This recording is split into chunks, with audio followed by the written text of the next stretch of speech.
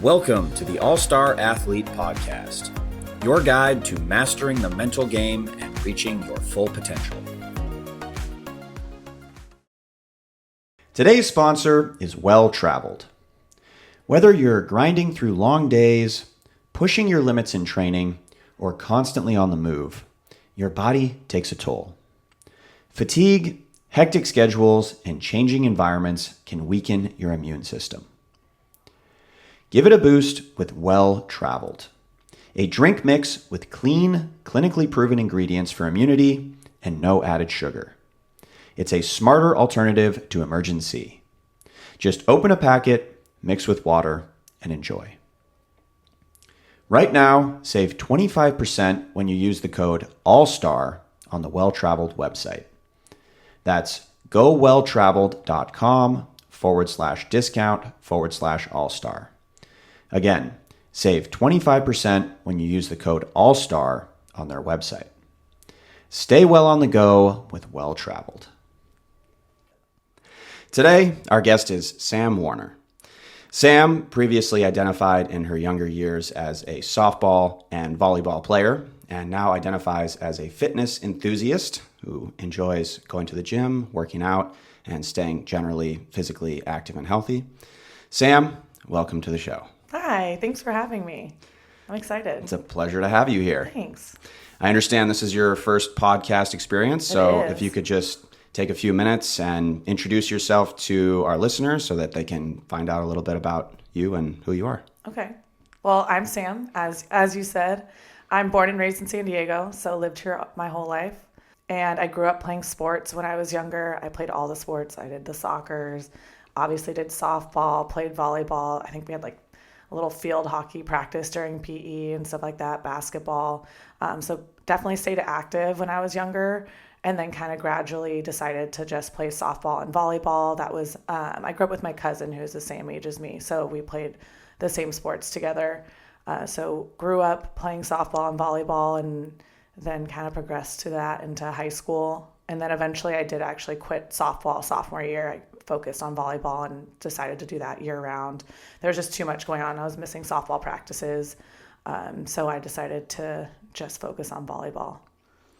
Okay, so you're from the San Diego area originally, probably lived here your whole life then. Yep. And you played all the youth sports more or less, and then kind of eventually sort of graduated into just participating in volleyball up through the end of high school. Yes. Sounds like. Yep. Mm-hmm. Any reason you didn't pursue that further in college? Were you just kind of done with it? I'm kind of understanding that you really enjoy fitness and sports and staying active, and you're pretty athletic. So any reason you didn't try and take that further? I'm definitely very competitive. I grew up competitive for sure. I think that was instilled in me at a young age, especially growing up with my cousin, that we were literally the same age. She's 12 days younger than me, so I was always really competitive with her. I don't know if it was like the same for her on her end, but I definitely was super competitive. But mostly because I got some colleges like in the Midwest that were interested, but I didn't want to move out of San Diego. Probably my biggest regret in life was not continuing to play volleyball and doing the college experience somewhere else. I think I was a little nervous leaving San Diego and leaving my whole family lives here. So that is probably one regret. I did talk to Palomar, but a little bit too late. They had already had like a full roster and stuff. So, and then San Marcos, where I went to school up at Cal State, they only had like an intramural team at the time. So it just kind of didn't work out. But here I am, just still moving my body, still doing fitness in my own way. Okay. Yeah. Well, it sounds like maybe that journey wasn't meant to happen. You wanted to stay closer to home, which is totally understandable, but also maybe sort of in retrospect, having a little bit of regret about not getting out of your comfort zone and maybe moving somewhere else and trying a different college experience or pursuing volleyball a little bit more. Yeah. But that's okay. I mean, these things happen and everything happens for a reason. And that's probably driven you to become the person that you are today. It is. I'm doing all of those things of getting out of my comfort zone a little bit later in life, maybe, but yeah, everyone has their own journey, right? For sure. Everybody has their own book, so to speak. Like, you know, a lot of people get caught up in comparing their chapter to somebody else's chapter or their story to somebody else's story. I myself had a very sort of late bloomer story as well. Okay. I didn't get my associate's degree until I was 22 years old. I didn't get my bachelor's degree until I was 28. And I didn't get my master's until I was 34. So it's never too late to go back to school. It's never too late to sort of get out of your comfort zone and pursue different things. And I actually kind of feel like missing out on some of those things earlier in life and having those sort of so-called regrets have pushed me to be a little bit more proactive later in life in a way that maybe I wouldn't have been if I had done those things earlier. Yeah, that makes sense. So I don't know if you're having sort of a similar experience where you kind of missed out on some things and you're like, you regret that, and that sits with you a little bit. So you're like, I want to get out there more now. Is that? No, definitely. Yeah, no, I can appreciate that for sure. It's just every once in a while, you know, you're like, well, I'm a little bit older doing these things, but that's okay. Yeah. And I just remind myself it's my journey, not anyone else's. So I get to be the one to experience it and enjoy it. Yeah. I feel like that's a fairly universal experience actually in today's society as well. I feel like more people are doing things like later. You know, for example, more women are going to school, so they're, you know, delaying relationships and marriage and having kids later on in life. And, you know, with COVID obviously happening, 5 years ago now, like that crazy. Really put a damper, like that hit me right in the middle of my college education. I don't know if that impacted your formal schooling in any way, but I know a lot of people got kind of set back there by a few years, if not more. So that kind of changed a lot of people's timelines of when they're doing stuff. Yeah. I wasn't affected like schooling wise at all. And I was considered an essential worker actually for my position. So I was still working full time. It definitely impacted my fitness for sure, because I was having to get creative, whether it was going on more walks with the dogs, doing apartment workouts within like a very confined space. So I started buying bands. I was buying that glute bridge machine. Like I was doing whatever I could to get movement in. So I definitely made a point to do that. But then I'm also snacking a little bit more. I'm at home all the time. I was in grocery stores for work. So I was always coming home with the new snacks because you never knew when the world was going to shut down or if it was going to shut down. So definitely impacted fitness for sure. Okay. So that actually kind of leads perfectly into the next question that I wanted to ask you, which is to say, so you're big time into fitness now. You know, we won't say that you're into bodybuilding or anything like that, right? I wouldn't call it bodybuilding, no. Okay. But you mentioned to me off the air sort of before we started that you've both worked with trainers, personal trainers in the past, and you sort of also have trained on your own. Now you kind of do your own programming, I think.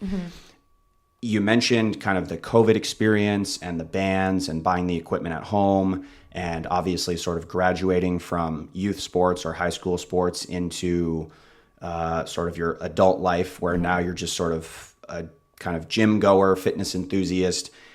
How has your sort of training evolved over the years, and what kind of led you to start programming for yourself instead of following someone else's program?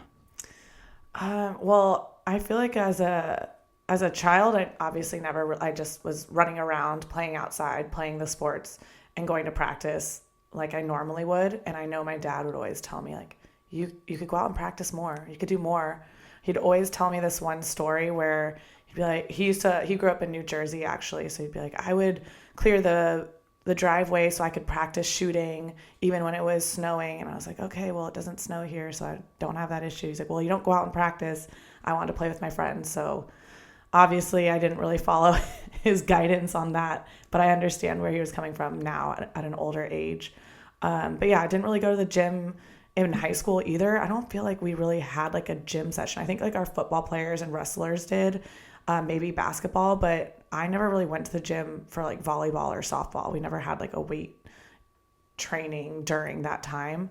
It really wasn't until college after that first semester, you know, when you're drinking more than you probably should and I'm not moving as much as I should. Yeah. That I was like, okay, like I need to start moving my body. So I actually started doing home workouts, doing P90X, doing like some just like those like classes and stuff. And then I would like start running outside a little bit. I wasn't really into running at the time. And then I started going to the gym, and I met my friend Carl, who's a trainer. He has his own business now, but he was starting out at LA Fitness, and he was just kind of talking to like the girls and was like, okay, like I'm going to try and build up like my clientele and stuff like that. So I started training with him at his garage gym and did that for a while. We became really good friends.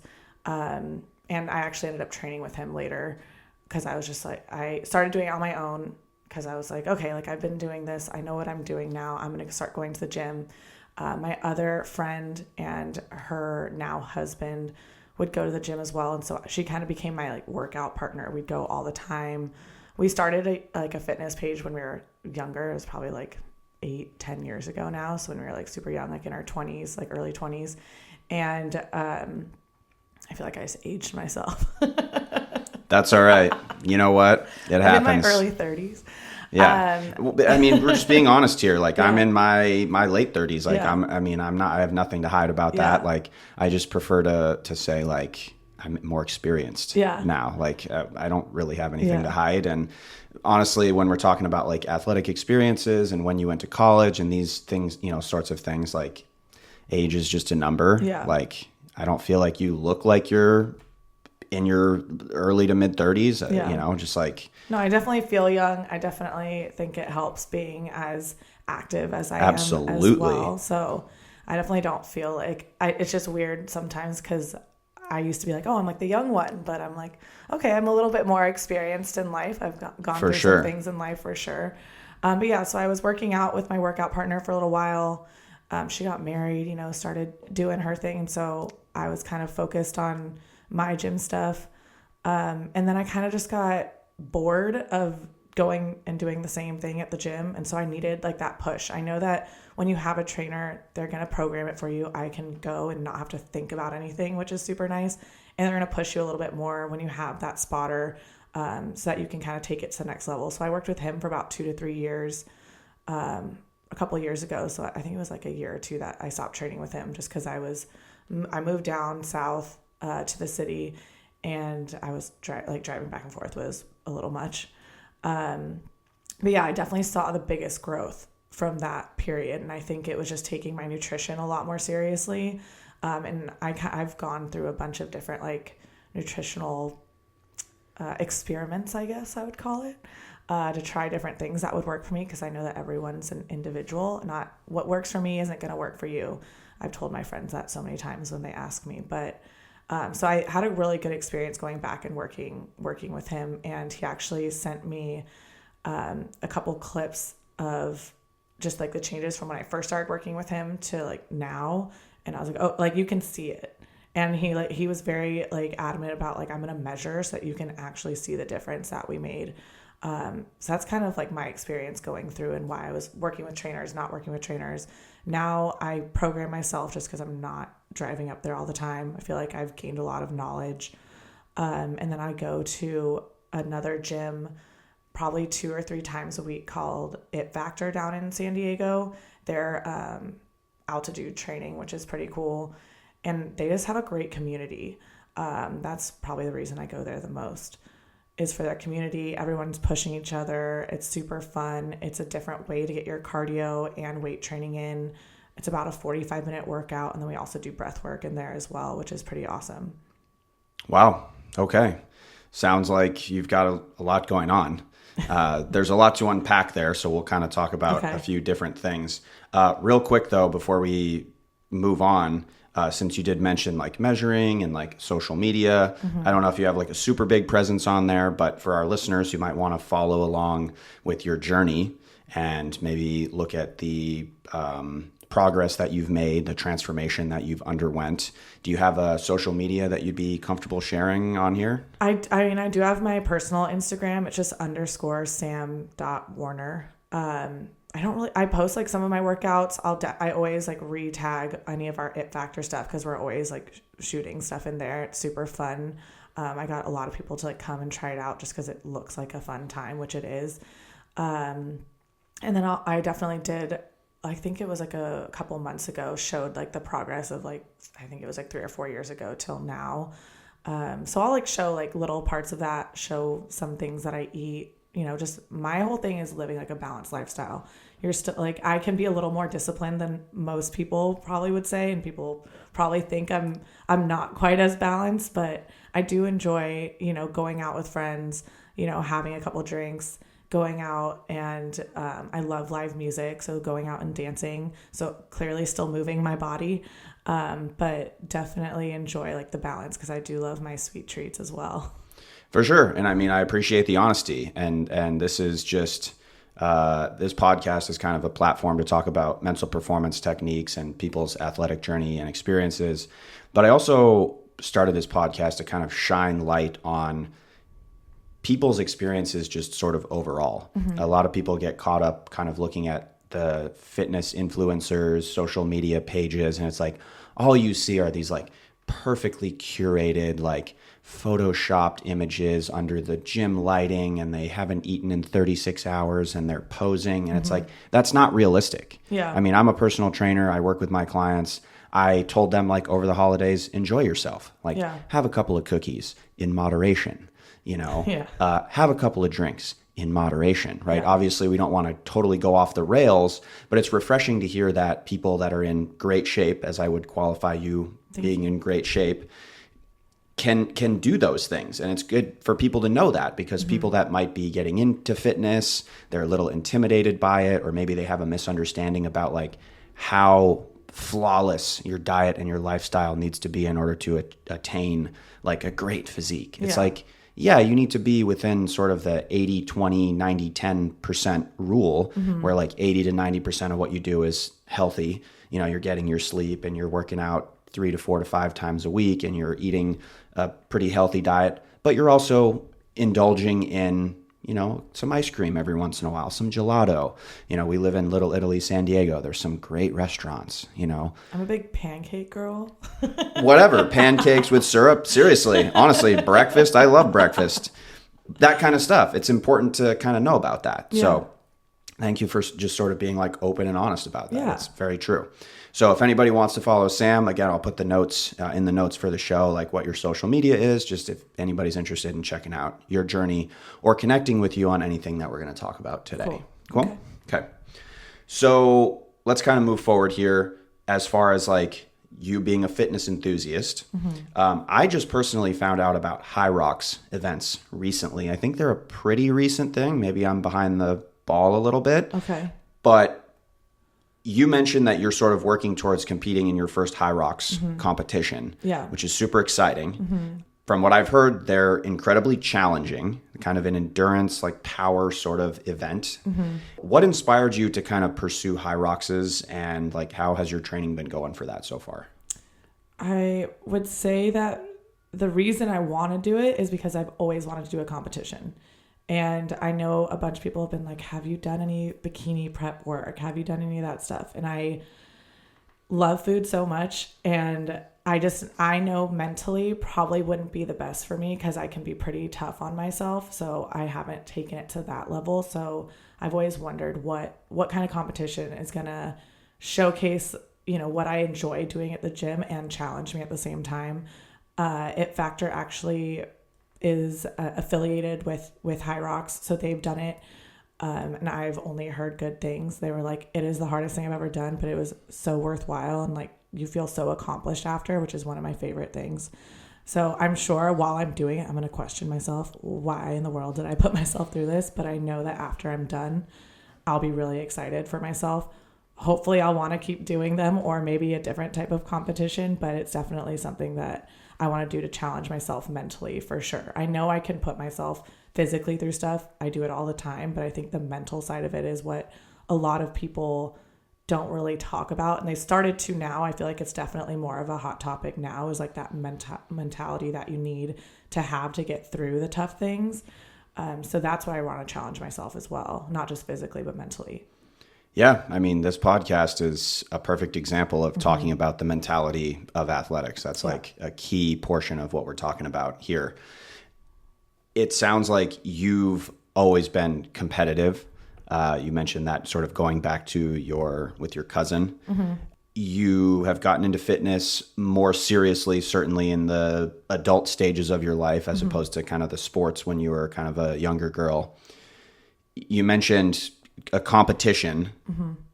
You have considered doing like bodybuilding or bikini competition, or not really? Probably when I was younger, first starting it, because I definitely never was a nutrition girly. When I was younger, I had the worst diet. I was a really picky eater. It was like chicken nuggets, pizza. I hated vegetables. Potato was my vegetable of choice. Okay. As I got older, I realized, especially like probably like freshman year of college, I was like, okay, I need to start like trying other things. So just kind of started dabbling in like other foods. And I went through whether it was doing my first, bulk and cut and it wasn't even for obviously a competition. It was actually for a stagecoach. So I looked good at, going to music festivals. It's a good reason to want to look good. Yeah. Right. So did that and kind of saw that I wanted to build, my legs up more. I wanted to build my glutes and realized I kind of had to eat some food in order to fuel that. So I definitely started eating more. And then it was just kind of like trial and error of what worked for me. I know I don't do quite as well on a high fat diet. I definitely utilize the carbs better. So I learned that. There was one point where I did this thing called the bean protocol where I ate a lot of beans. That sounds crazy. Dangerous if you're living with you. And that's such like a bad misconception about it. I actually started following someone on Instagram. Her name is Unique Hammond, and she does the bean protocol. She had this, I forget what, she had like an autoimmune disease. And so she was able to like cure it by doing this bean protocol. What the purpose of it is your body is utilizing all that fiber. And so all of like the bad hormones and stuff that's in your body is attaching to that fiber, but it is extremely like very rigid. Like you can't have caffeine. You can't have even natural sugar. So I'm not having caffeine. I'm not having natural sugar. You can't have too much fat or else the fiber will attach to the fat. So I got pretty lean. And that was probably like the start of when I started working out with my friend that was a trainer again. And the picture, I was like, oh my gosh, I look extremely lean. How lean are we talking in terms of like body fat percentage? Do you know? I think I was down to like 13% body fat. And it was because I actually had gone off of birth control because I'd been on it for so long since high school. And I was like, I just like don't feel normal. Like I don't feel like this is necessary for me. So like, and then my skin went nuts and I was like, what is going on? After you came off the birth control and you were doing the bean protocol. Is that an acronym for something, by the way? No, it's literally just eating a lot of beans. Eat beans. Yeah, okay. Eat a lot of beans. Okay. Like I can eat like other protein and stuff, but it was very much like can't have too much fat at a certain time because then the fiber's going to attach to the fat and not help you get rid of like whatever toxins and hormones that you don't need in your body. It's very interesting, but she has had great success and you can't drink at all on it. So I didn't drink for like 5 or 6 months, but it was also, I did it because I wasn't having a period. And so I didn't have a period. My skin was going crazy. I was in my 20s. Like, I don't like what is going on. Were you not having your period because your body fat percentage was so low? I don't think so. Cause it was before I even started the bean protocol. Okay. So I started the bean protocol after I realized like, I don't have a period. My skin's going nuts. Like, what can I do? I had gone to the doctor and they were like, well, like you're not trying to have a kid. So like, we can figure that out. Like go back on birth control. Like it'll clear up your skin. And I was like, that's not the answer. Like there has to be something going on. Yeah. So then I started the bean protocol. I worked with a nutritionist actually. I was like, and she took all of my blood work, like super deep blood work and was like, it's like you're in menopause and you are mid-20s. Like that's not normal. So I was taking a bunch of vitamins, supplements. And then I started doing the bean protocol and after a year and a half, I think it was, I finally got my period back, but I started like implementing more. I was like, okay, like I can't be this strict. Like this is a little aggressive. And if I want to actually grow, I need to eat more. So that's when I kind of tapered off of the bean protocol, did more paleo style. So I've definitely like dabbled in different types of like nutritional stuff. And now I just do more like whole foods. I try and only eat out 1 time per week. That's like more recent just because I'm trying something new. I do enjoy cooking. that's probably like one of my favorite things to do. I love food. I love cooking. I love cooking for people just to try and make things like healthier. It doesn't like healthy food doesn't need to be boring.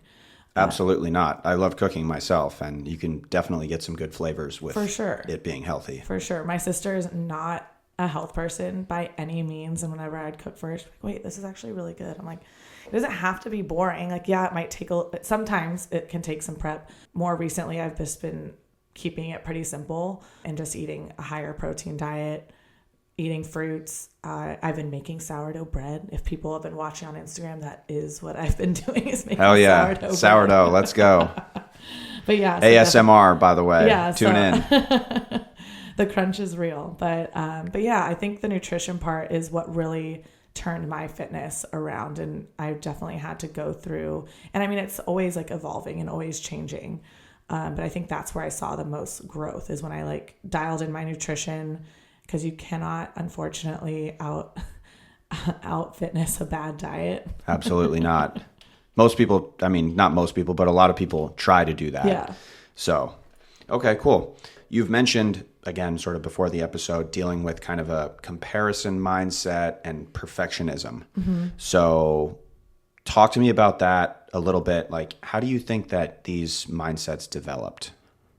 I would probably say when I was young. So my mom and dad both worked full time, but my dad would always be at my games, which like love that he was so supportive, because he definitely loved sports. He loved that we were in sports. But he was the dad that would yell when you were playing. He was the yelling dad. Yes. The dad that all the other parents were looking over at, like. Yeah, unfortunately.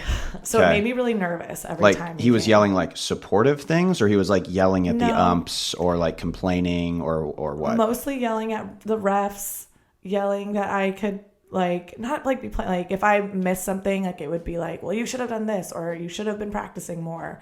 Or if it was a bad call, so yeah, yelling at the refs. But it was, in my recollection of it, a little more like negative, not like, good job, that was awesome. When it was a good job, it was like, oh, you were supposed to do that. That's normal. It's like when I got an A. Okay, like you were supposed to get an A. You were supposed to study. So it was definitely nerve-wracking every time he came. When he didn't come to my games, I actually played better because I wasn't as nervous to mess up. Which I love you, Dad, so much, but thank you for supporting me. But that is kind of how I felt. That's fair. It was, and I just remember like my cousin, her parents were very much the ones like, because she would play the same sports. When she did well, it was like everyone in the family knew about it. It was like, Caitlin did this, she did, and which was amazing. I love like that positivity, and I think it gave her this confidence, which was awesome. And mine was more of like, okay, like what do I need to do to get that validation? That was where that kind of stemmed from. And I definitely learned that as I have been growing up, and like that need for like someone tell me I did a good job. I'm definitely a words of affirmation girl. So I think that's where that came from, because I was always looking for my parents to be like, tell me I did well. Because usually when I did do well, it was very kind of like passive, nonchalant about it. It was like, yeah, you're supposed to do that. Good job. Yeah. Next thing. Like they kind of just like brushed right over it. Yeah. Yeah, that can be a very challenging experience. It's sort of negative reinforcement versus positive reinforcement. Yeah. They're kind of only calling out the negative things that happen. And then when you do something well, it's like, yeah, you were supposed to do that. Yeah. So yeah, as opposed to the flip side where they kind of like, we obviously want to improve. You know, as a child, it's kind of different because kids are oftentimes sort of participating in youth sports for fun. Mm-hmm. So that's why I think there's kind of the eye roll notion of like the dad that's like yelling at the ref when their kids are like 8 years old. It's like, dude, like they're just having fun. Yeah. Like chill out.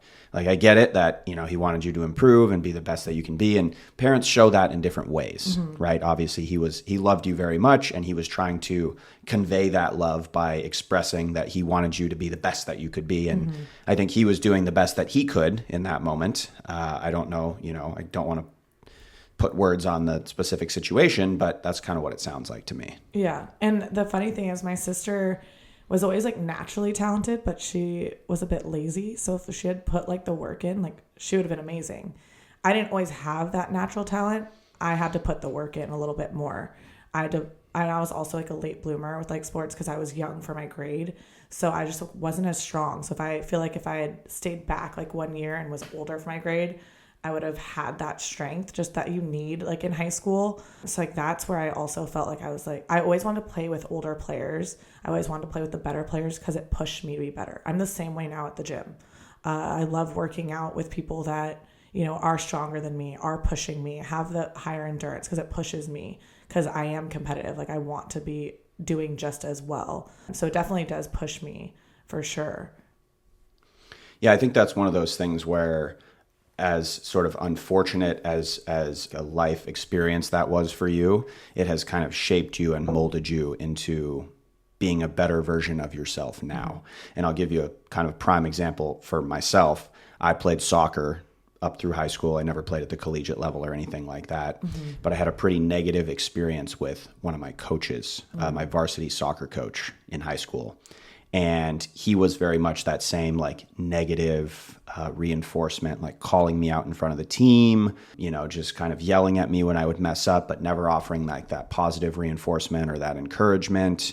And it was to the point that I was so like, and I'd always been a good soccer player. I played midfield. I was always like MVP of my team. I was always like very confident, doing everything, going up, scoring, coming back, playing defense. And he absolutely destroyed my confidence. So to the point that you made earlier about like, you feel like you played better maybe when your dad wasn't there, you know, that wasn't like a parental situation for me. It was my coach that was the negative influence on me. And I recall this one specific event where I didn't start. So I was coming in off the bench, and one game he came over to me and he was like, Justin, like, are you ready? And I specifically remember I said, something along the lines of either no, or I think so, or I guess so. Like I wasn't confident at all because he didn't make me feel confident because of the way that he treated me. But I was able to take that experience and ultimately turn it into a positive. And the way that I did that is it took me a few years. In grad school, I went to California State University, Chico, and I was getting my master's degree in kinesiology. I ended up writing a paper about the negative impact of coaching condescending behavior on athletes and the outcomes. And I ended up getting that paper published. Oh, wow. And so I was able to sort of take that negative experience and turn it into a positive, also with the hope that in some small way I can pass upon this information that's getting this idea out that negative behavior does not build people up. In fact, it detracts. Yeah. Like there's literally research that shows that negative coaching behavior towards athletes detracts from success. Yeah. What's interesting is that I remember, and even now, like I definitely notice it now. I have this awareness of it now. When I was a setter for volleyball, when I was captain, I can be very intense. And so like when I'd get really into the games and like if someone messed up or something, like I would yell of like, come on, you guys, like, let's go. And to your like, teammates. Yes. And like for some of them who just didn't like respond to that, it would kind of like break them down, like you're saying. And there was other people that'd be like, all right, like, let's go. Yeah. Because it wasn't me trying to yell at them, although it could come across like that for sure. Right. It was just, I'm super intense. Like, I'm super competitive. Like, let's get it together type of thing. You were just trying to hype them up. For sure. And you were very involved and activated and your adrenaline was flowing and you were trying to help them. For sure. Different people receive that differently. 100%. So as a captain, I kind of started learning that. And I also learned that my coach, like if I wasn't playing well and they'd be like, okay, like you need to correct this form. And it was like a little bit like too, like for me, I guess like two positives. I'd be like, okay, like whatever. It's like for me, like a participation award. I'm like, that's not a good enough, you know? So they would take me out and I'd get pissed off. And then once they put me back in, I'd be like, all right, I'm going to prove why you shouldn't have taken me out of the game. Like that was my mentality. And I've taken that into work now. Like, I know that, like, if my boss is like, yo, like, you're not doing as good as you should be. Like, you're just kind of going through the motions. And it would piss me off. And then I would act like I would do more and do better. So I've kind of noticed how that's transcended from, you know, my youth and sports into now just, like, everyday life and work, which is actually really interesting. But I have noticed now in the gym that I go to at It Factor, a lot of people are like super like, let's get hyped up and like yelling excited. That is just not my personality. Like if I were a trainer or coach, I'm very much more of like, I'll just be like a presence of like, no, like this is what we're doing. And I don't know if that's me kind of switching out of being the like yeller into like, all right, I'm just gonna be like the presence of like, hey, like I'm your accountability partner, like I'm here to support you. And so I've taken on more of like that support of like, okay, like you can do that heavier weight, like put on the heavier weight because I'm putting on the heavier weight type of thing. So it's interesting how that's kind of progressed. Interesting. So you'd say you're not as intense anymore? I would still say I'm pretty intense in general. That's just like part of my personality, but I would say I'm not like the woo girl. I have my moments where I can be woo girl, but I'm definitely like, if I were to be a trainer, I really would be more of like, all right, like we're going to go and do this. Like this is the weight we're going to do, and like kind of joke around with them more so than like, come on, guys. Like I'm not the cheerleader.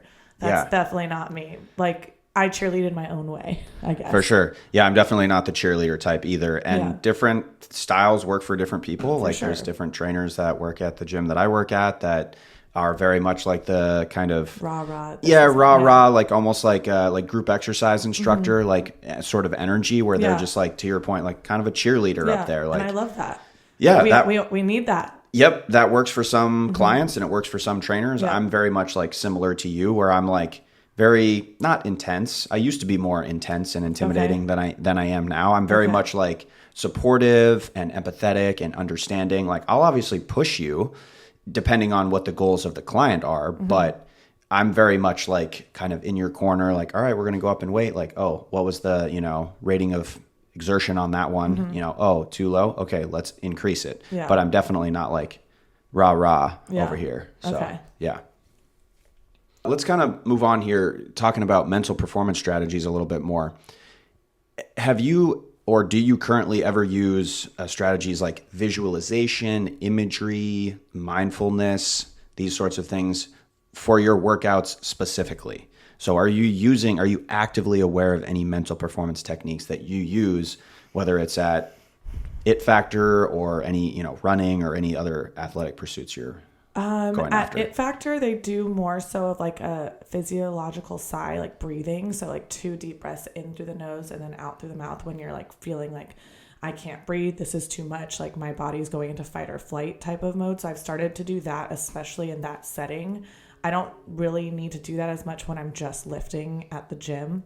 I wouldn't say at the gym I'm doing anything specific other than like if I'm targeting specific muscles, I'm like, all right, I'm hinging here. And I think I've just started doing it over time of like, okay, I need to actually mind to muscle connection of like, okay, this is what I'm supposed to be working. Am I feeling it there? No. Okay, let's pay attention to that. And then running, I would say, is definitely my biggest mental thing. So I do implement running 2 to 3 times a week. I do it honestly because I don't always love to run. Now I've started to like enjoy it because it gives me that I don't really want to do this, but I know it's good for me and my heart health.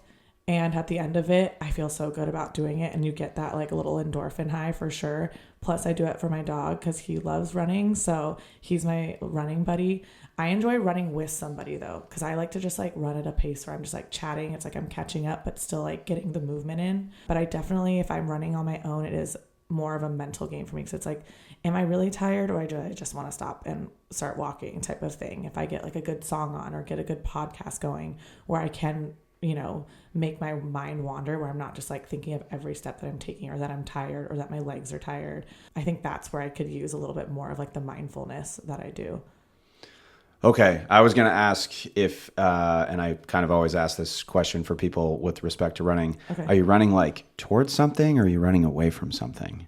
But it sounds like for you, you're more running with somebody. Running with something, with yes. Dogs, person? Yeah, one or the other or both. Usually it's with, most of the time, at least 90% of the time, it's with my dog, and he gets so excited to run. So I'm doing this for you. Yeah. My other dog, not a runner. She'll stay at home and hang out. She's chilling. Yeah, she's hanging out. She's relaxing. I was like, you don't want to do this. I don't want to do this. Bodhi wants to do this. So, and then when I get the chance to run with like a friend, I enjoy it even more. I've gone on a little bit longer runs where I've like called someone and I'm just like chatting with them like on a run because it makes my mind wander where I'm not thinking about running. For sure. That's actually why I think I enjoyed like playing soccer and basketball and stuff like that. I still enjoy playing those sports because running just to run is very mentally challenging, even more so than physically in a lot of ways. And running is physically challenging. But when you're running and you're running just to run, it's like, that's it. Yeah. If you're playing a sport, you're not really paying attention to the running. Yeah. It's just kind of superfluous. It's just extra to like what's actually happening. Yeah. So you don't pay attention to it as much. But it sounds like you do use some techniques, some breathing while you're doing the it factor workouts. If it gets really intense, you're kind of like activating your parasympathetic nervous system a little bit, like just calming down a little bit in the middle of your workout. Okay. Let's talk about, physique a little bit. So this is kind of tying into the mentality aspect. You are on a journey of gaining muscle, right? You're building your physique. You're not necessarily like doing it for competitive purposes as far as like a bikini competition. Although obviously an event like a Hyrox or these sorts of things require a certain level of physical fitness, a very high level of physical fitness, if we're being honest. But you've mentioned that you wanted to, and this is a very common thing with women. So I don't want to put you into a box, but this is very common with women, specifically wanting to gain muscle and be strong and have that performance, but still stay lean. Okay. So how do you balance your sort of physical goals of gaining muscle with the mental side of wanting to stay lean and look a certain way? How do you balance that? I mean, that's ongoing. That has always been, because I'll look in the mirror, look at videos or what have you in like certain outfits. And I'm like, okay, I feel like I look too muscular. Do I look too muscular? Is this how I want it? Like, but then I'm like, then there's also the other side of the coin where I'm like, I look strong. Like, I don't look too muscular. Like, I look awesome. Like, I work really hard for my body and I'm super proud of it. So I go on both ends of the spectrum. I feel like that's normal. What I try and do is I've definitely built up my upper body just gains muscle a little faster than my lower body. My lower body has just taken a lot of work, a lot of discipline, a lot of consistency. And again, that's different for everybody. Someone else might gain that muscle easier in their lower body than they will in their upper body. So I think now I've kind of wanted to taper back my upper body workouts. I feel like I'm happy with what the muscle that I've already like gotten there. So it's just more maintaining that. And I can lean that out by doing, a little bit more cardio, a little more activity, dialing in my nutrition a little bit more.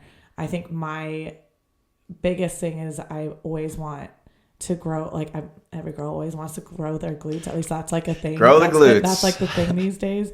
I feel like that's kind of started like falling off, but like I did not have a butt at all when I was younger. And so It's taken a lot of time for me to like get there.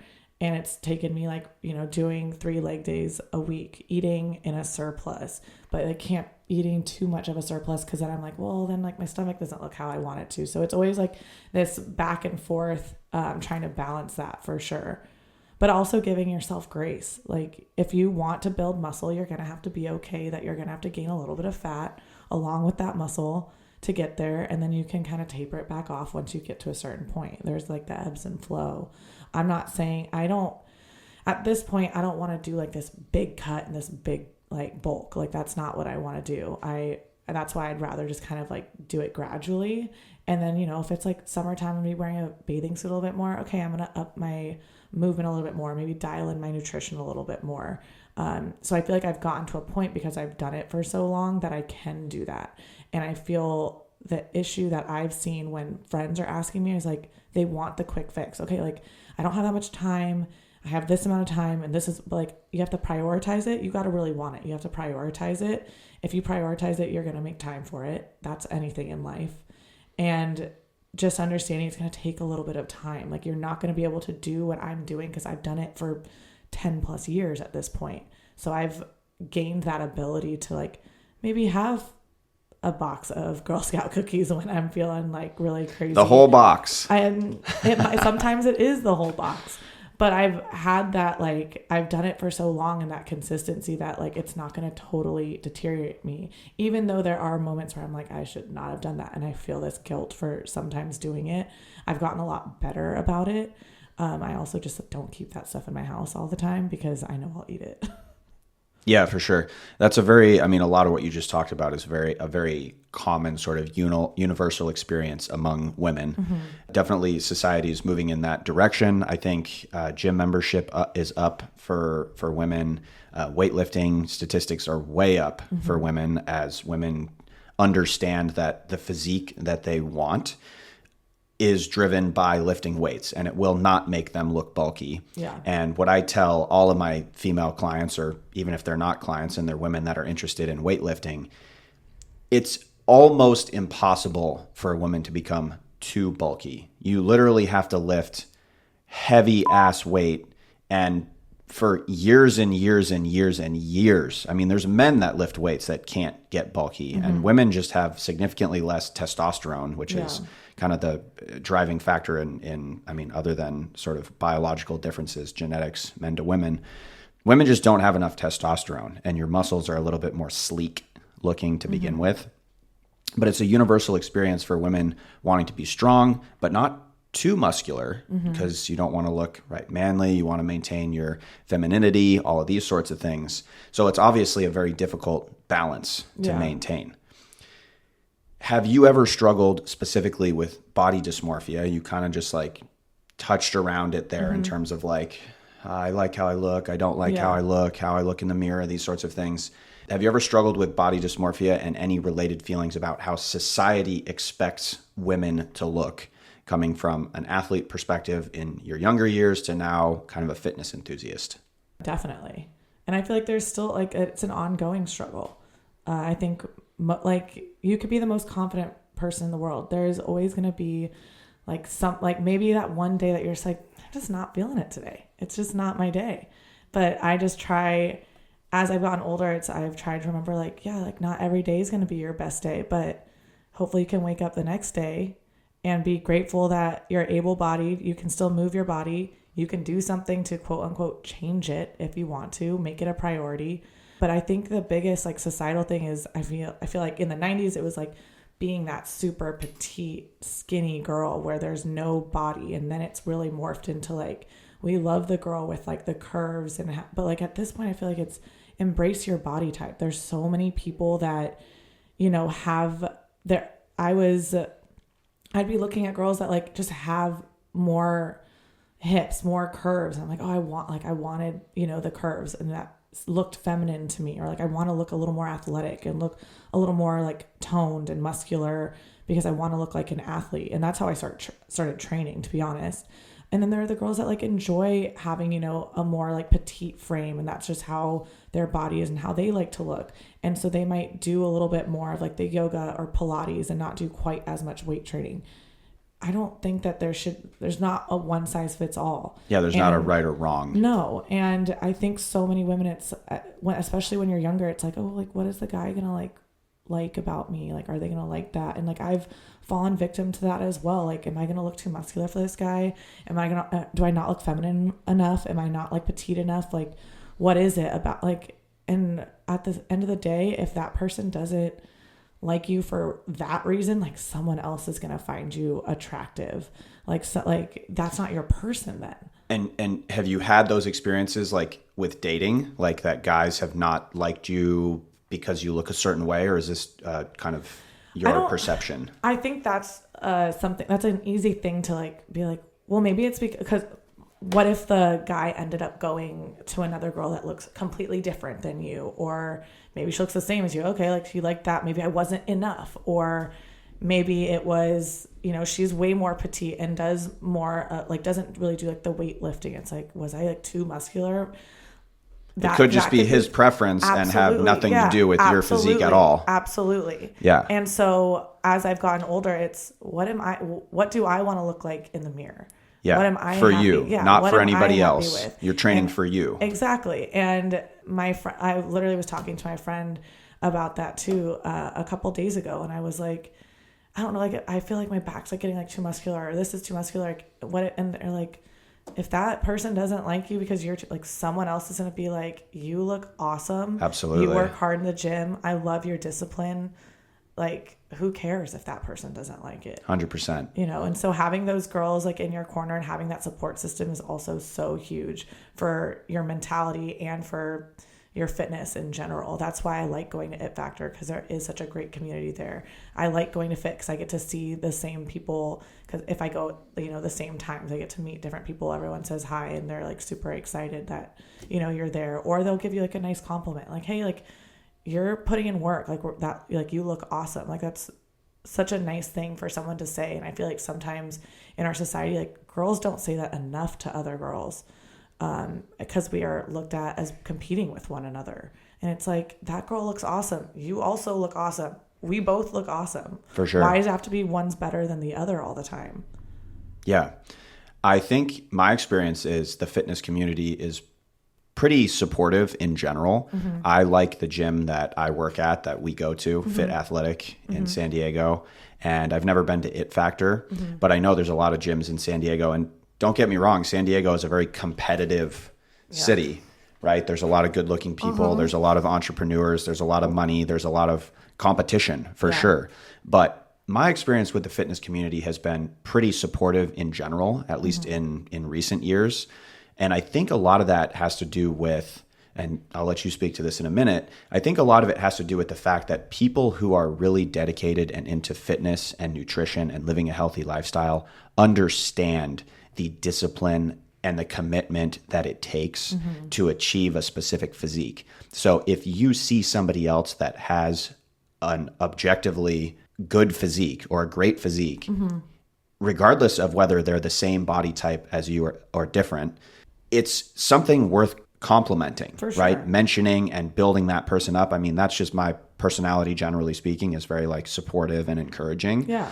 But I feel like a lot of these toxic comments that you see on social media, some of that is anonymity. So we don't know who's making those comments, but I feel like a lot of that is people that are jealous or not into fitness. You know, they're the people that are kind of on the heavier, obese, overweight side, trying to bring down those people that are into fitness.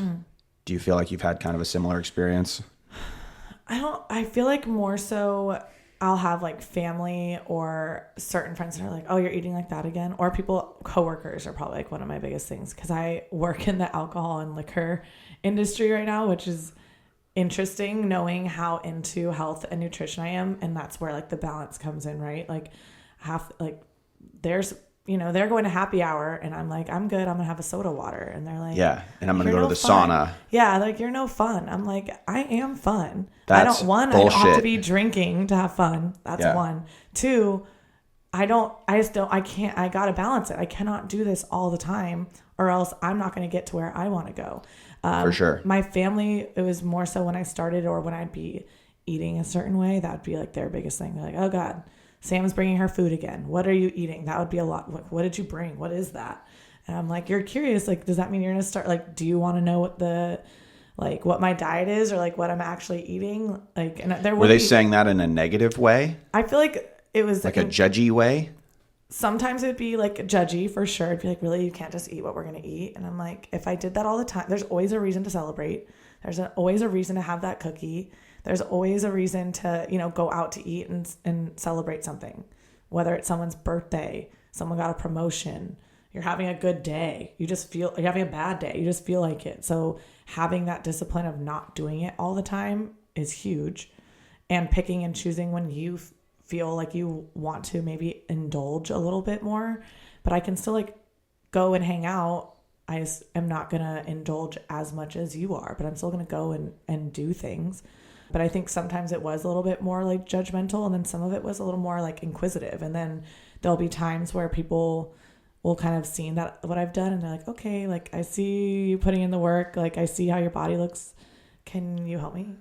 I'm like, sure, I would love to. Low key, they were like kind of judging you at first. And then after they see like your results, they're like, oh, hey, like, you want to like let me in on the details? Yeah.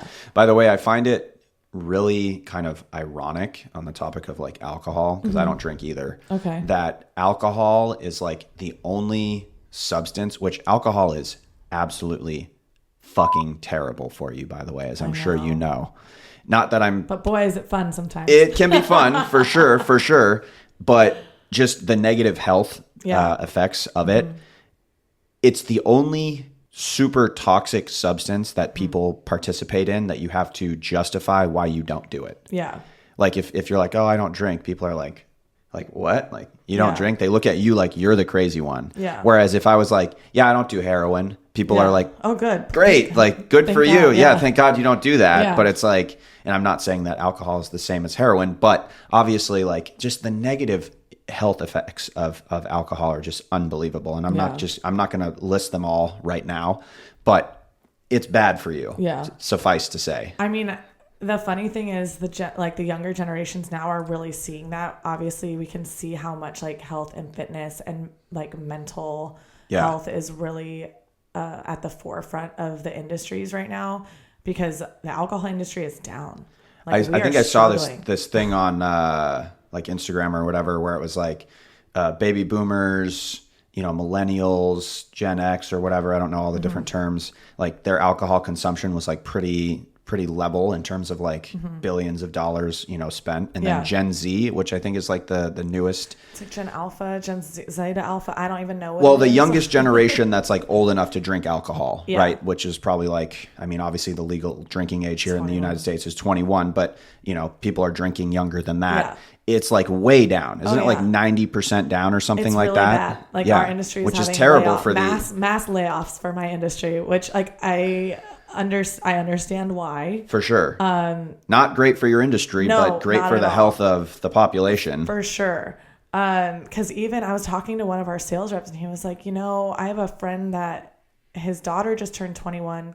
She wasn't even excited. Like she was just like, okay, it's just another day. Whereas like when we turned 21, it's like, we're going out. Yeah. Like, I don't have to use my fake ID anymore. Yes. Yeah. Let's go get drunk. Yeah. Which is so interesting to see. But yeah, people are just not going out like they used to. Also, things are so expensive.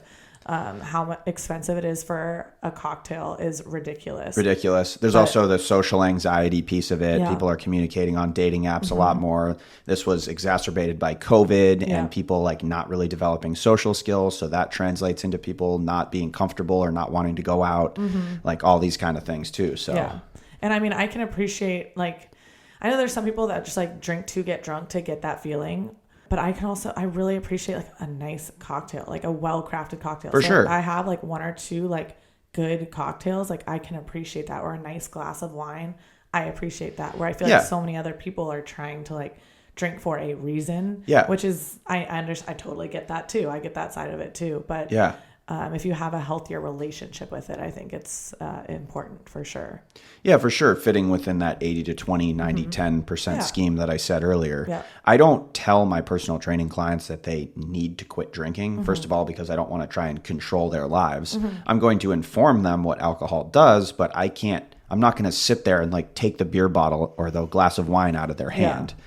What was I going to say? We went off the rails with my industry. That's all right. All right. So you've mentioned previously to me off the air that you struggle with feelings of being not good enough, which is something that I've also struggled with at times in my life. Has that been your biggest mental challenge in your fitness journey and sort of in your life, is the feeling of not being good enough? And how have you been working to overcome that?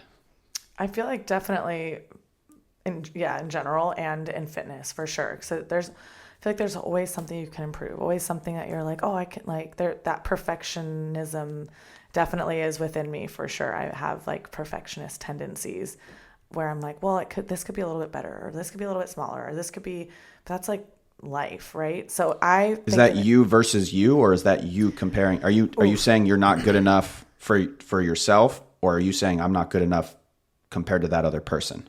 I feel like it'll start with myself, and then, if I'm in the gym and see like a good looking woman who's like working hard, and I'm like, dang, I wish that I had this, or like, there'll be like these little moments that I bring it back to like, I'm Sam, like you're working hard in the gym, you're doing your best, and you can always improve and always get better. But that's why I love fitness, because there is no end. And like, unless you're dead, you can always do. Let's hope that doesn't happen anytime soon. Yeah, hopefully not. But there's always something you can improve on, or there's something you can do a little different. Maybe I didn't run 2 years ago. I started running really because I was like, okay, my dog like needs to get out some energy. Like maybe maybe he'd enjoy doing this. So I started running with him a couple years ago, and now I'm kind of doing it more so for like myself and him. So it's like a win-win. Maybe I start doing yoga a little bit more or Pilates a little bit more. I've been obviously going to It Factor more. So like you can always evolve and change, which is why I enjoy fitness. You can kind of, if I need to do a little more cardio because it's summertime and I want to, lean out, I'm going to start doing a little more cardio. And then maybe I start weightlifting a little bit heavier during the winter time, whatever it may be, but you can always kind of evolve in whatever season you're in, which is what I enjoy the most about it. So would you say that you don't struggle from that not feeling good enough mindset now as much as you used to, or is it still an ongoing challenge for you? I think it'll always be an ongoing challenge because it's like also it's the biggest thing is like the inner monologue in my own head of like, because there are those moments where you look in the mirror and you're like, I just don't like how that is, or I don't like how this is fitting me, or this could be a little bit better. So I think that'll always be a challenge and something that like, I just work on like every day. That's a mindfulness practice, I think, that I've really started to pick up on over the last couple of years, is like being more mindful of it. Yes, you're going to have, maybe you have that thought, let it pass, say something positive. And like, let's continue about our day. Let's not let it totally ruin our day. And if it is ruining your day, okay, how can I improve that next day? What can I do different?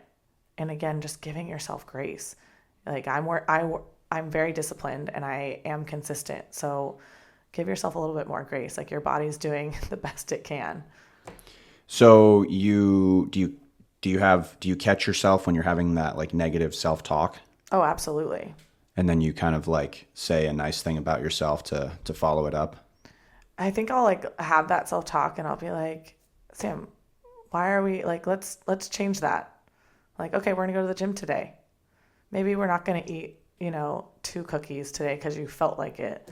You don't even have cookies in the house anymore. Okay, great. You're already winning. You're already improving. So I think that it's just like, just like that little mental switch. And sometimes you need your support system. Sometimes you need, that girl time where it's like, hey, like, I'm just like, someone needs that. Can you like hype me up a little bit? And when you do, you're like, thank you so much. Or like that random time where like someone comes up to you at the gym and like, you look awesome. Or like your outfit looks so cute. Like that'll like change someone's mood. So I always try and do that for someone as well. I could wake up in the morning and, whether I'm having a good day or bad day, like reach out to a friend and be like, hey, like, I hope you're having an awesome day. Like you are a badass. Like, remember that. Have a great Wednesday. And they're like, thank you so much. And I'm like, why don't more people do that? Like, why wouldn't you want to make someone feel good and smile? If they're having the rest of the day sucks and you were the one person to make them smile early in the morning, great. I'll leave voice notes to my friends like all the time. And so my friends are like, I never really do that to people. I'm like, that's great. It'll be my job then to like just start your day off with like a little pep in your step, hopefully. That's really cool that you sort of make the world a bit of a better place, one small thing at a time. I try. I like to do that too. I mean, I'm very complimentary of people, honestly, for no reason. Complimenting people is like the one free thing. Or, I mean, there's other free things that you can do. As long as it's genuine, though. As long as it's genuine. You gotta be genuine. For sure, obviously. But like, I'll see like somebody like their nails are painted, or they look, or somebody just got their hair done. Like, absolutely. Or you can tell that somebody's like looking like they're down in the dumps, like their dog died or something, right? And it's like you can just tell by looking. Yeah, of course. But it's like somebody's got like a funny t-shirt on or whatever, and like I'll just compliment people. For sure. I mean, I'll walk up to people in the gym and be like, wow, your physique looks amazing. Like, great job. Keep it up. For sure. And like, you don't know, you might have made their whole week Absolutely. by telling them that. So that's really cool that you do that. Yeah, I mean, so I feel like sometimes it's a little selfish because it gives me like the gratification of like, I made that person's day like this much better. So it's like a little like win-win, like, okay, if I can make you feel good, great. Love that for me. And I love that for you. So we're both winning here, right? For sure. I mean, honestly, I am more of a giver than sort of a receiver just in nature. And what I've had to learn, and this is something that you have to learn, is that you can receive feelings of like you can feel good about yourself by giving somebody a gift because you know that you made their day better, whether it's a compliment, whether it's actually like a physical gift, like it's kind of a gift for both people when you give somebody a gift. Yeah, for sure. As long as you're like doing it without expectations of something in return. Absolutely. Then it's more of like a toxic for sure thing. For sure. But every once in a while I will say that like people that are like givers like that need to have some of that back too. There are definitely days where I'm like, dang, like I could use like a little pick me up right now. Like, And then someone will like compliment me, or someone will like say something nice that like just they thought of me for whatever reason. It'll make my day too. So every once in a while it is nice, but I am definitely one that kind of tends to reach out a little bit more. And I'm okay. Like I feel like at first I was like, I'm always the one to reach out. Like, why am I? And I was talking to my friend Shane. He's like, we all need those people. Like, you're so important and valuable, because sometimes people don't have that capacity and they don't think about things that way. It's like, we need you. We need those type of people. And like, I really appreciated that. And it made me really feel like seen and valued. And I feel like that's what anyone wants to feel, is seen and valued. And it definitely affects their mentality in life. Yeah, I believe that one of my purposes is to make the world a better place. Mm-hmm. So I give without the expectation of receiving anything mm-hmm. in return, just because there's not a lot of people that do that. And I think the world would be a lot better place if everybody was more of a giver. Like mm-hmm. if everybody gave more than they received, like the world would be a fantastic place. Yeah. But unfortunately, that's, not the way of the world. But as a personal trainer and as a mental performance coach and as somebody that's empathetic and a giver, I definitely understand where you're coming from, because it is very draining when you are constantly like giving your energy to other mm-hmm. people, because that's kind of what you're doing. Yeah. Like I have, 8 personal training clients in a row, and they're all coming to me because maybe every single one of them is like having a bad day. Mm-hmm. And like, it's literally my job to be in a good mood and be positive and bring energy. And I'm like bestowing that. I'm like giving that mm-hmm. to people throughout the day. So I'm not going to lie to you. I feel very drained many times at the end of the day. So it's nice to kind of come home and like hang out with my cats and like just cook myself a nice meal. But to your point, it's nice when other people reciprocate that, because mm-hmm. even just a little bit of energy coming back my way really does a lot to like boost my... refuels you a little bit. For sure, refuels, mm-hmm. yeah. Let's talk about mental performance strategies as far as pushing through difficult workouts, training obstacles in specific. I know you mentioned this earlier with It Factor and like the breathing technique, mm-hmm. and maybe that's what it is. But can you share like a specific example, maybe like a specific point in time or a specific workout where you've used some sort of a mental performance strategy to push through like a challenging hurdle? I mean, I feel like the biggest test of that will be Hyrox for sure. So I haven't gotten to experience. I'll report back on that one. Are you registered for a Hyrox right now? Yeah. So for Miami in April. Okay, cool. Yeah. So that'll exciting. be fun. Yeah. And there's a bunch of us from our studio going. So it'll be a lot of fun. They're great at being supportive. A lot of them are also participating. So it'll be a good time for sure. But I think the biggest thing is I hate the assault bike. I know how great it is for you. But when we do some things on the assault bike, like after I get off of it, I am like breathing really heavy. I'm like, okay, wait, like try and do the double nasal inhale. And then like out, like I'm really trying to like tap into that. And it definitely does. After a few, like it definitely takes a couple for sure. And then on the other end of it, like sometimes there are definitely days I'm like, I don't really want to go to the gym today. I'm tired. It's raining outside. I could just cuddle up in bed, or I could cuddle up on the couch with my dogs. That would be awesome. But like, I know I love moving my body, and like my day doesn't feel complete unless I'm moving my body.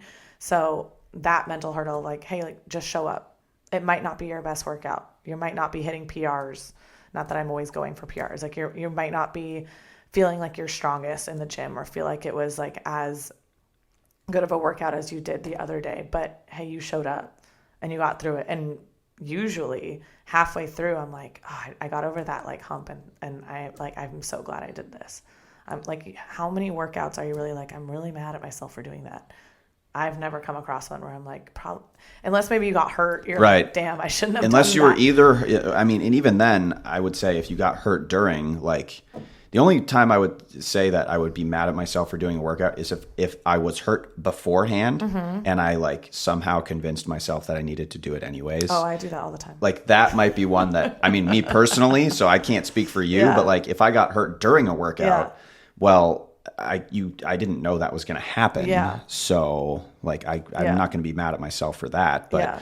it sounds like the two kind of major mental performance techniques that you listed there, directly or indirectly, were your breathing techniques. So that's definitely a big one for you. Yeah. And then also just like leaning on your discipline, because sometimes it's going to be cold, it's going to be raining, windy, you're going to be sore, tired, depressed, whatever, but you know how good it feels to complete your workout or even to do your workout. You're going to your social community, that feels good.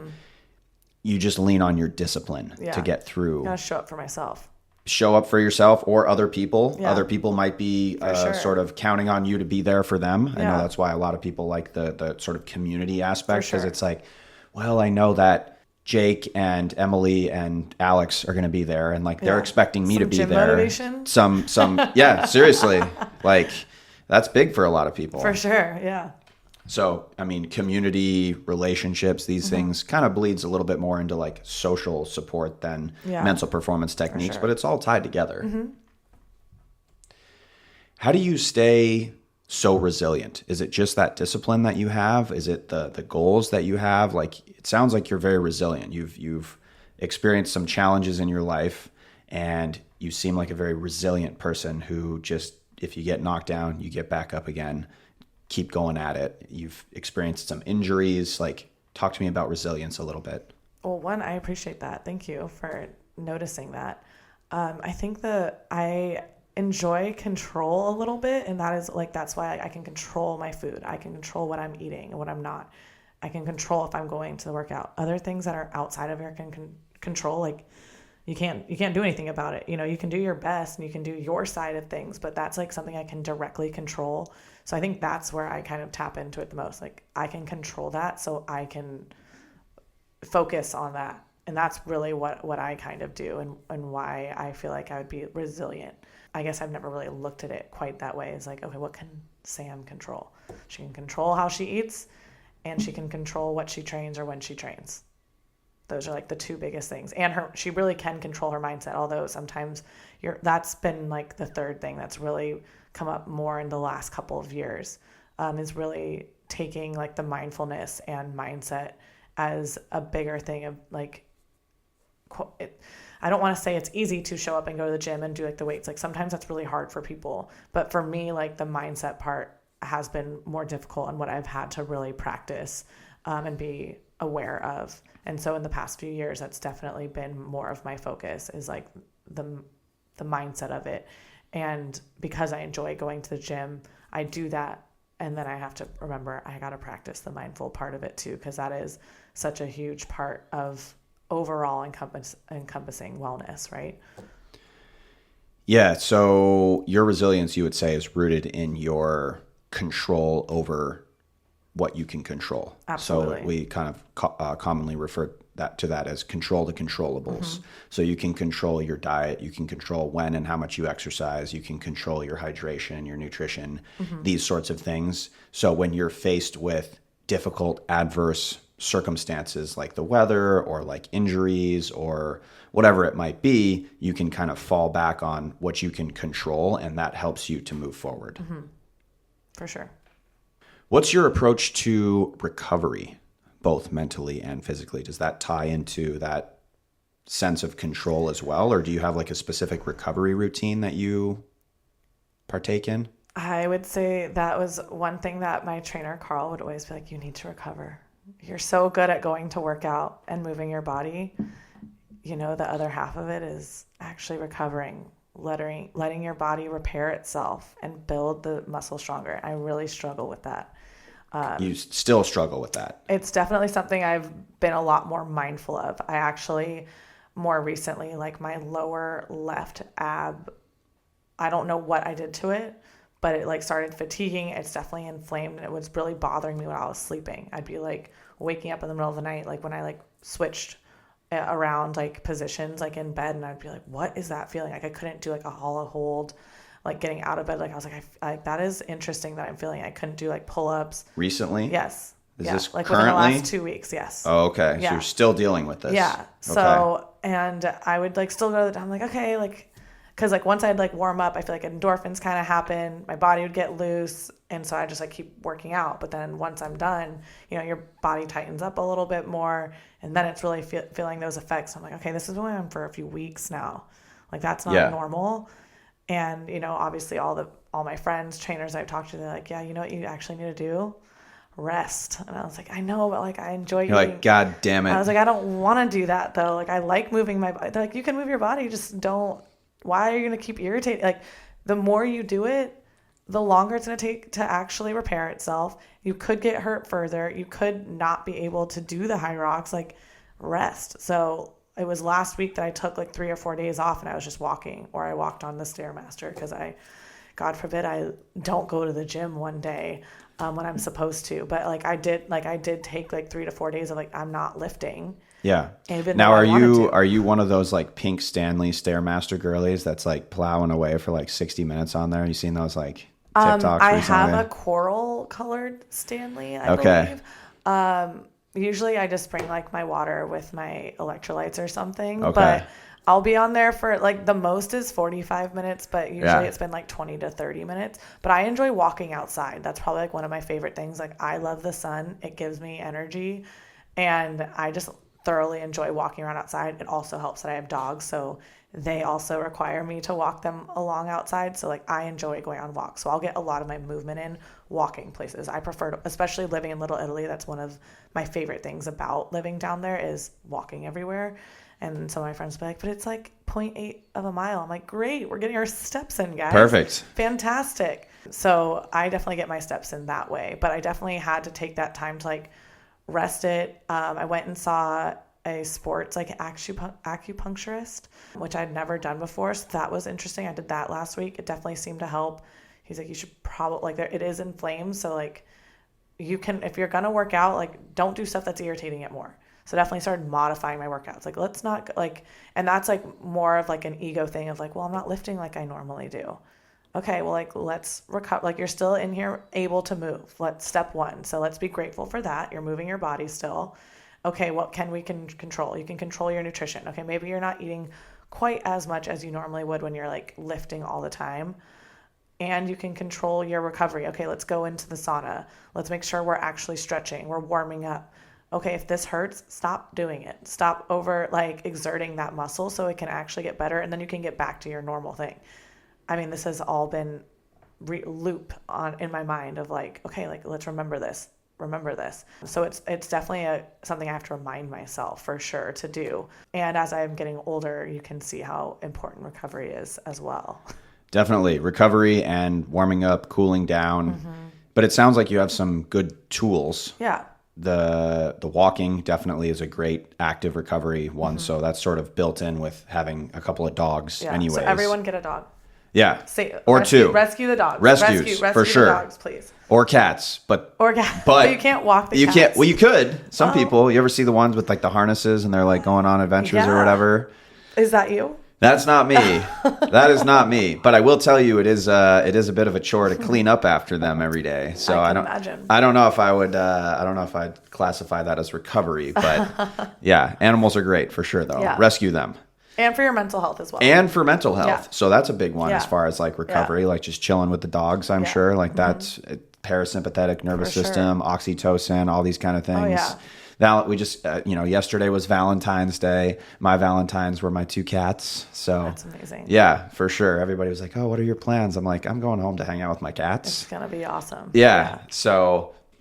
Okay. Do you ever so you mentioned sauna as far as recovery, journaling? You ever do any journaling or any of that kind of stuff? Yep. Okay. I started doing that a couple years ago.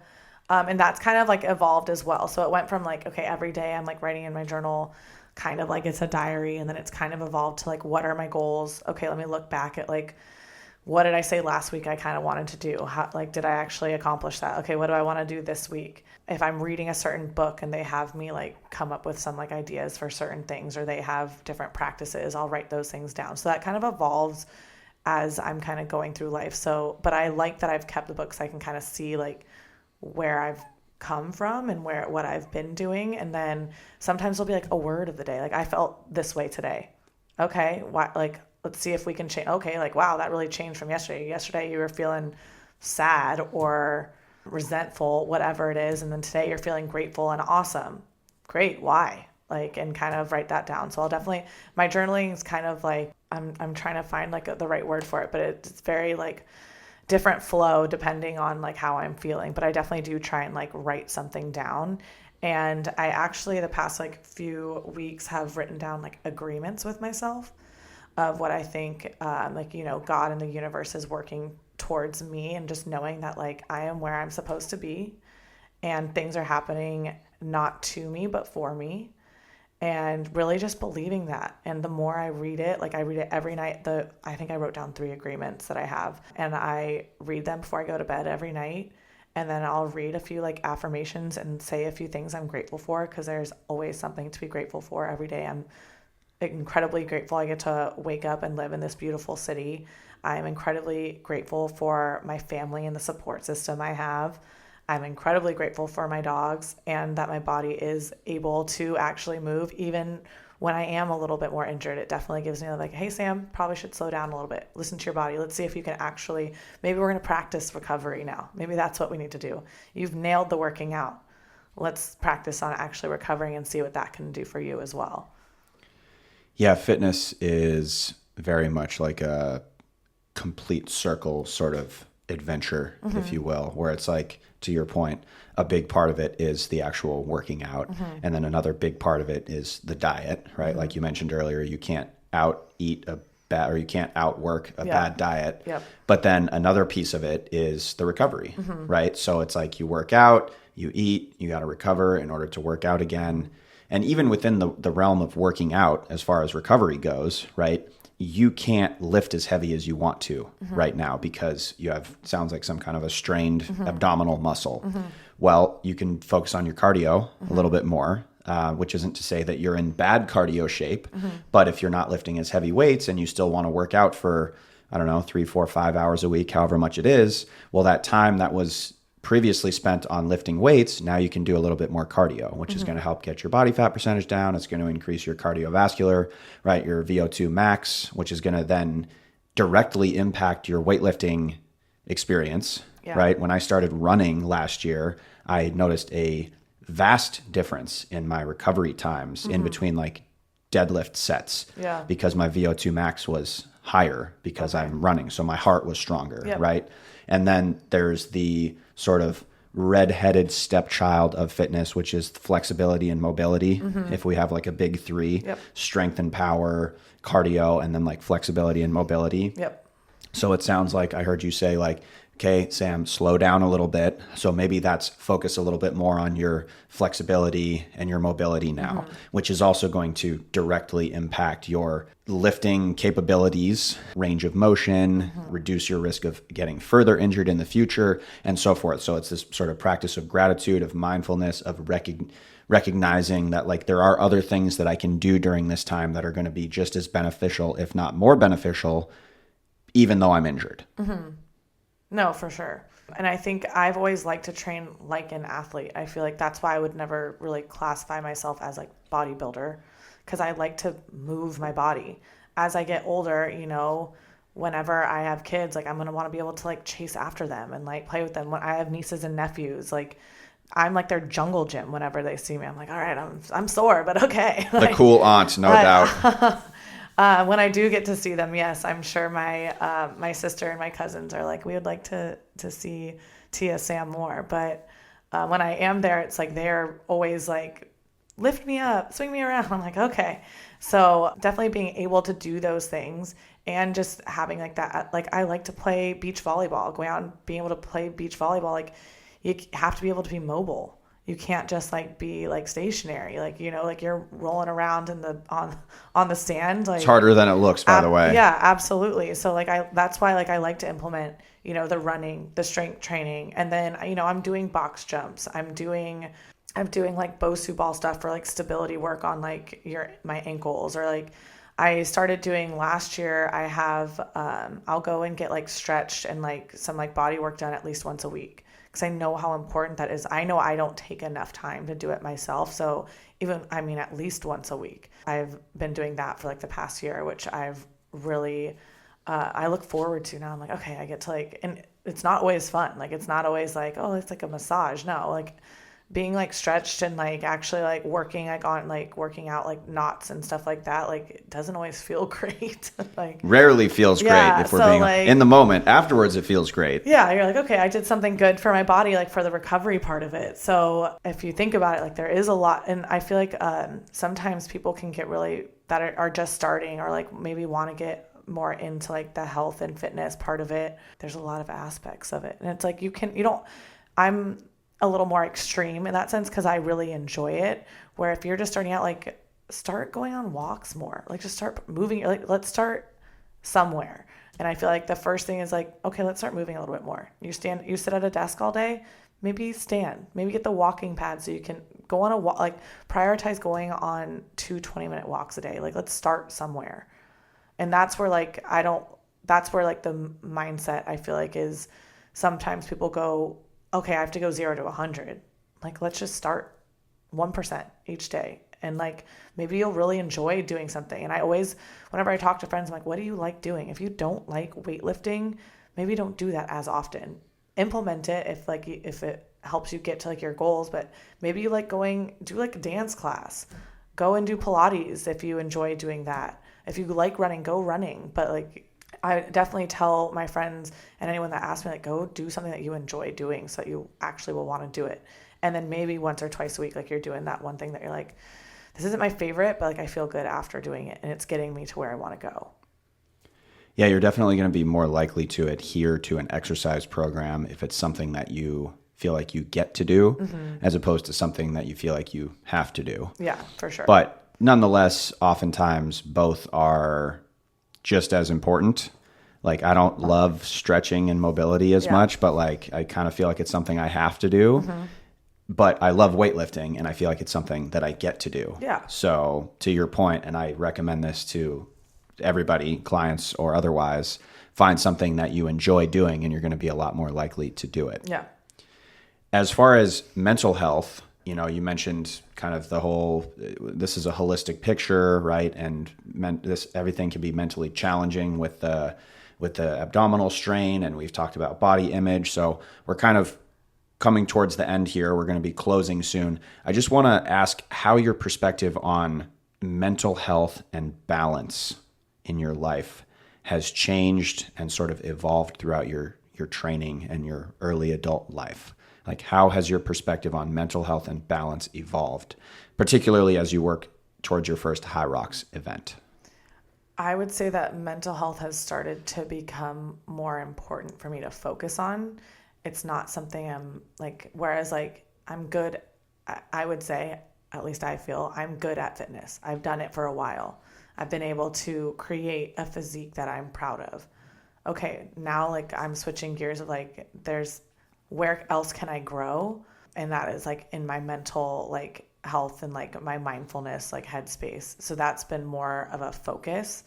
And that's where like, you know, having my morning routine, which I'm very a routine type of person. So having my morning routine, having my gym routine, and then having like a nighttime routine of like going over the stuff that like in my like journal or reading a little bit more, or when I go on walks, maybe listening to like a podcast that has to do with mindfulness or something that like I'm learning. It's not just like, you know, gossip, or it's not just music all the time. And sometimes like I will go and like not bring my phone and I'll just like walk with my thoughts, and I'll I like to walk out to Broadway Pier, especially like in the mornings, and I'll just like stand there and just be like super grateful for where I live and just like say a few things that I'm super grateful for and just like take in that like I get to live in San Diego. I have my 2 awesome dogs. I'm able to like walk out here and live my life, and like I'm, you know, doing better each day. Like I like whatever it is that I'm super grateful for, and just kind of like take that in. So like sometimes I'll just kind of go on like meditative walks too. That's how much I enjoy walking around, but just being more mindful of like what I'm always listening to. So instead of like, and I love music, so I'll always listen to music, but sometimes I'm just like, let me throw on an audio book that like is going to help improve that. And then training, going into Hyrox, I know that having a really good community behind me is going to be huge, because I'm going to need that support. But then also knowing like you can do the hard stuff. You've done hard stuff before. You kind of asked for this. So like, let's like come on, Sam, like, let's finish this. And maybe giving myself like that toughness that I kind of had when I was younger. I don't want to like beat myself up, but be like, hey, like you can do this for an hour. Come on. You've done harder things. Like, get through this. Cause you know that like in the end, like maybe you can have that donut that you really wanted. Like every once in a while I'll be like running. I'll be like, you want those pancakes at the end of the night. Hell yeah. If you want them protein pancakes or something, like, which isn't even that unhealthy, if we're being honest. But I do enjoy my unless you're using pancakes. like half a bottle of syrup on top of there. there. No, sometimes it'll be like peanut butter. Sometimes it'll be honey. Yeah, it just depends. Nutella. I'm not a Nutella girl, but sprinkles. I'll always put sprinkles in my pancakes because I think rainbow sprinkles. Let's sprinkles are for winners. Of course. So and like all my friends, if they do watch this, they're gonna totally make fun of me because they're like, you really do like, you're a big pancake girl. Loves pancakes. Girl loves pancakes. But if that's my bad advice, like, I'll take it. I do also enjoy a good donut, but pancakes are a little easier to come by. Yeah, I feel like I'm generally pretty healthy as well. Yeah. My one vice, I would say, is tortilla chips and hummus. Okay. Like pretty much every day. Like I find myself like driving home from work, I'm like looking forward to my bowl of tortilla chips and hummus. And hummus. Okay, not and I'm salsa, like, guacamole. Nope, hummus. And I make it myself. Usually homemade like garlic hummus. Okay. Yeah. Sometimes I buy it from the store. So banana bread and hummus. Banana bread and hummus. That's right. Okay. Yeah. Ask everybody at work. That's my go-to. Okay. But yeah, like if that's my worst thing that I'm eating is like a bowl of chips and hummus. And by the way, portion control, I pour them into a bowl, right? Yeah. So I'm not just eating out of the bag. Yeah. But it's like everybody's got something. For right? sure. If that's the worst thing that I'm indulging in, like I feel like I'm doing pretty well. Definitely. And I'm more of like, I love food so much that like if it doesn't taste good, I'm like, I'm not going to waste my calories. Like I want it to be good. I want it to be some good stuff or else I'm like, I'm not going to eat that. For sure. I go grocery shopping once a week because I buy like lots of fresh fruits and vegetables and I eat mostly whole foods. Yeah. And I waste very little. Yep. Like a lot of people waste food. Like I'm very economical with my food. Yeah. Every once in a while, like something will go bad because I like forgot about it in the fridge or it was like I made too much and I had like too much meal prep and it went bad or whatever. Yeah. Every once in a while, I'll throw something away and I feel a little bit bad about it, but not really because I don't waste that much. Yeah. So it's like, I'm not, to your point, going to eat something if it like tastes bad. Yeah. I'm just not. Yeah. Like No. I'd rather save my calories for something else. No, my friend and I went to the grocery store last night. She's like, why do you want to go to the grocery store on Friday? I'm like, why not? Because no one else is there, so I can like do because I don't want to pay $15 for a DoorDash delivery fee. And I definitely have done that. I have been doing that. And I was like, I'm going to be a little more mindful. I'm going to go to the grocery store. And she was like, I'm so hungry. And I was like, you never go to the grocery store hungry. What were you thinking? She was like, she's like, what about this? She's like asking me all these questions. Like, what about this? Would you eat this? And I was like, I would probably get a piece of fruit or I would get like a jerky stick. I don't know. And so she like got a jerky stick and then she like looked at these, those like perfect bars and she like took a bite. She's like, this isn't good. I was like, yeah, I wouldn't eat it. I'm not going to waste my it has 12 grams of protein to 25 grams of carbs. I was like, I need more protein. And if you were that hungry, like, can you wait like another 30 minutes or so? Or she's like, yeah, I'm not going to eat it. I was like, okay. I was like, yeah, why eat it and waste the calories? I want something delicious. What advice would you give to somebody starting out in the fitness world about managing mental challenges and staying motivated? The first thing I would probably say is give yourself grace. The fact that you want to start is a good step. The second thing I would say is like get an accountability partner. It doesn't necessarily have to be a trainer. If you can't afford a trainer, if you're intimidated by a trainer, whatever it may be, like have a friend. Like I think that's one of my biggest things is sometimes I have this like imposter syndrome because I'm not a trainer, but like I've been training for so many years. I have plenty of friends that are trainers and they're like, you could totally do this, Sam. Like, you know all the things. And I'm like, I know, but like I don't have like the certification. Like who's going to want to listen to me? And that's probably like my biggest thing. Who's going to want to listen to me? And they're like, sometimes it's a little intimidating for people to go to a trainer and like they know everything and they like feel a certain way. And I was like, my thing is more like if I were to ever go that route, I'd be like, I want to be like your friend, your accountability partner of like, hey, like I'm here to like talk to you because it is a lot of mental stuff as well. And you're working through stuff when, you know, you're going to the gym, whether it's relationship or career or family or just like your own mental health, whatever it may be, I feel like having someone to talk to and to kind of like hold you accountable a little bit of like, I have plenty of friends that are like, hey Sam, like, can you send me like a quick workout? And I'm like, I absolutely can. Here, I'll send you like something. I was like, I will just say like, you need to kind of do this for, at least 8 to 12 weeks and try and focus on improving your form. Try and focus on gradually getting heavier weights. Try and focus on time under tension. If you don't know what any of these things mean, of course I'll explain it to them. And I'm like you got to start somewhere. So again, if it's moving your body, like let's go on walks. I'll go on walks with you. I love going on walks. If you want to go to the gym, come to the gym with me.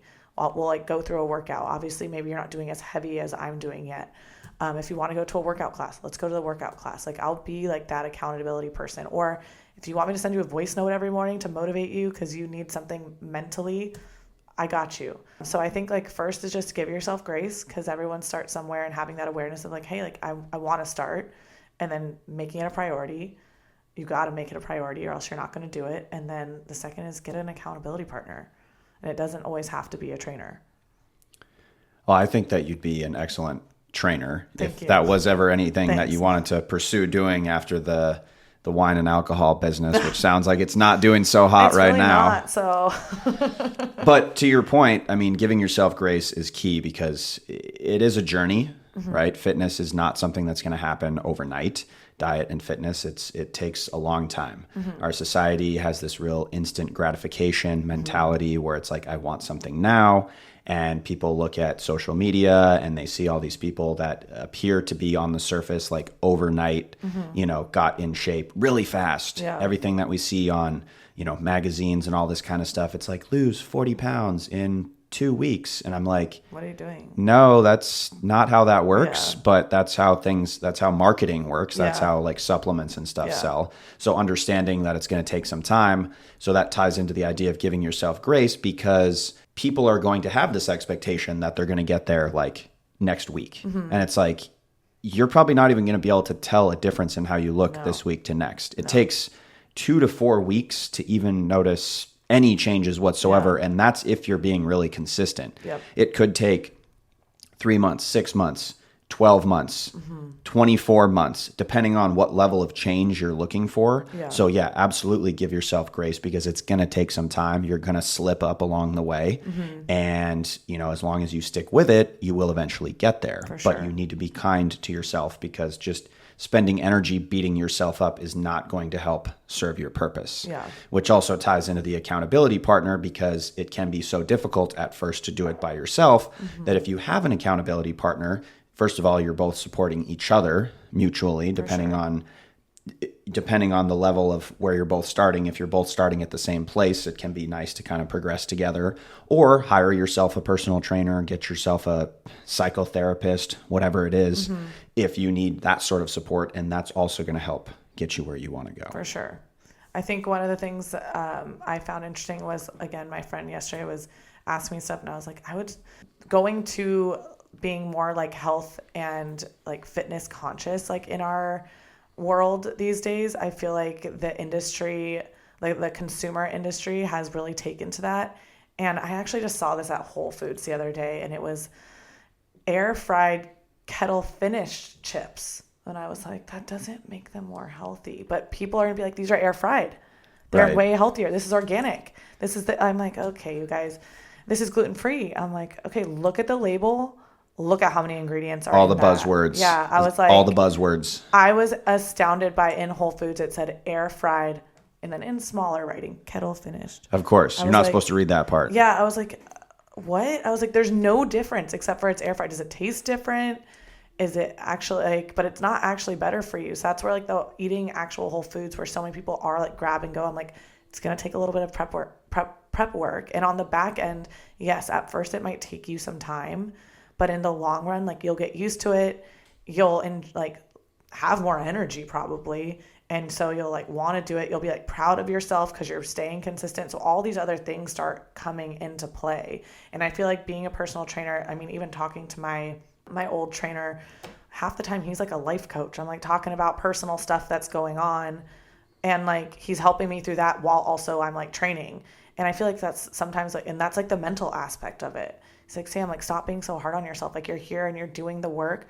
Okay, maybe you should rest a little bit more. Like, you might be a little tired. Like, and so like, I feel like that the mental health part of it is definitely something that has been like talked about more recently, but it wasn't in the past. It was very much like, go lift and like eat your supplement, like, you know, have your protein, whatever it might be, and have all these supplements. But like, it's like, break it down. It's so much simpler than that. And it's the mental health that like really is going to play a big part in it, and to have you be disciplined and stay consistent with it. Yeah, definitely. A lot of my clients joke around, like they're joking, but they're sort of serious at the same time. They're like, yeah, I don't have a therapist. I have a personal trainer. Or like, a hairstylist. Or a nail person. They probably get a lot of that too. For sure. Yeah, for sure. For sure. Okay, well, we're close to wrapping up here. I'm wondering if there's anything else that you'd like to discuss that we haven't talked about today. Any questions that you have for me? Anything else that you'd like to address that maybe we haven't already? I don't think so. I feel like we covered a bunch of stuff. No, I really enjoyed talking about it. I mean, the funny thing is, in my industry, like, so many people will talk to me about like health and like, did you go work out today? What did you do today? What are you going to eat? Like, they'll ask me all these questions, which I love talking about. So when I was a district manager for sales reps, they would like, I'd go up and down the grocery aisle and I'd be like, well, what like cereal would you eat? Like, or like, one of my sales reps, like, only had like plain rice cakes. I'm like, you're eating rice cakes absolutely plain? I was like, put some honey and like peanut butter on that. Like, let's dress this thing up. If you're going to eat, like, eat it. But I really enjoy talking about like health and fitness and just like the balance of it. And I feel like I'm kind of living proof, like, yes, I am in the alcohol industry, but I still like prioritize my health and wellness. And so I feel like there is a balance. And I feel like that's all I want to be for like any of my friends or anyone else that like wants to know about it, is like, there is a balance. Yes, I can be a little bit more on the extreme side because I really enjoy doing it. It doesn't always have to be that extreme, but you can still be healthier if that's your goal. And I feel like it should be everyone's goal. I mean, I'm hoping it is, but I really do enjoy the balance of like, hey, like, I do this for work, but then like, I enjoy like having some fun, but at the same time, like, this is my priority. So it's really, again, all about like the mindset that you have with it. But I have really enjoyed talking about it. It's like one of my favorite things to do, talking about food, talking about fitness, and then, you know, really wrapping it into like the mindset of it. 'Cause that's been a lot more of a fun topic that I've started to like really get into. So thank you for having me on. I appreciate it. Of course. I'm glad that you were here. I'm glad that you took me up on this opportunity to come on to your first podcast and talk about all these things. It's very, very evident that you're super passionate about these things, just taking the time to share your experiences, talking about these things. And obviously you work in, you know, sort of the alcohol industry right now, but it doesn't matter necessarily what industry anybody works in. I'm sure there's people that work in many different industries that are still passionate about health and fitness and mental health and all these kind of things. Yeah. And clearly you are very passionate about those things.